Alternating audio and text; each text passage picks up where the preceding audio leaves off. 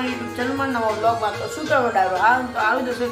આપણા બ્લોગ જોતા હોય બધા સારા છે. અને આજે છે 30 તારીખ અને અખાત્રીજ.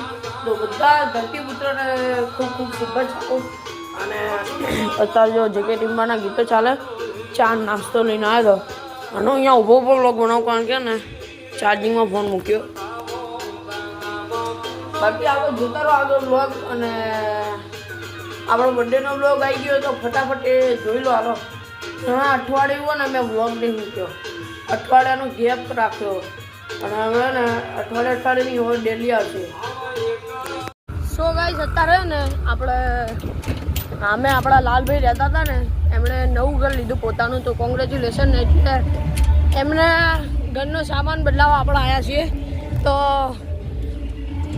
જો આપણે સનરૂફવાળી ગાડીમાં બેસી ગયા. ડીજે બી મળી ગયું આપણને. લો હાલો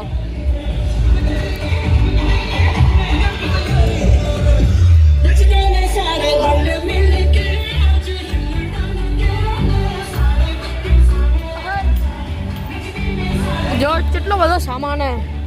અને ખાટલાને વાય પકડીને ઊભો છું.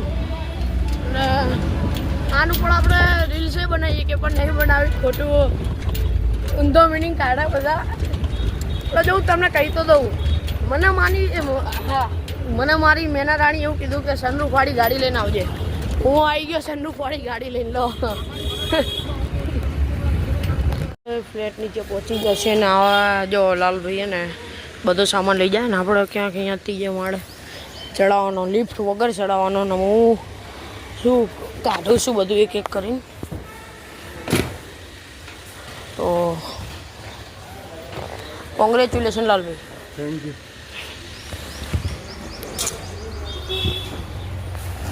એક એક કરીને આપણે બધું લાલભાઈને આપીએ. અને ગરમી કે મારું કામ હો જોરદાર ગરમી. હાલો ફટાફટ બધો સામાન મુકાઈને ને તમને મળું. ગાઈસ અત્યારે આપણે લાલાભાઈના ઘરે આવી ગયા હતા. એમને ઘરનો સામાન બહાર બધું ઉપર ચડાવી દીધું. ખાઈ પીને આવ્યા આપણે. અને આપણે પછી 4 વાગે ટ્યુશન પણ ગયા. હમણાં આવી ગયો 5:30. અને જો માધવ જો પહેલાં આલુ સેવ લઈ લીધું. પહેલાં માધવને ખવડાવી દીધું પછી હું ખાઉં. અને બિગ બોસ ચાલુ હોય તો જોઈ લઉં ને ખાઈ લઉં. તો ગાઈસ અત્યારે ને આપણે ખાઈ લીધું અને સરસ મજાનું નહીં પણ લીધું જોડે જોડે. વાગી ગયા છે 7:30. આપણે ને અહીંયા બ્લોગ એન્ડ કરીએ.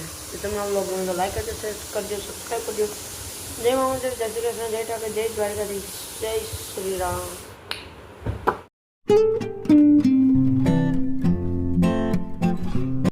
સબસ્ક્રાઇબ કરો. 100 સબસ્ક્રાઇબર છે. સારો તમે પાડો.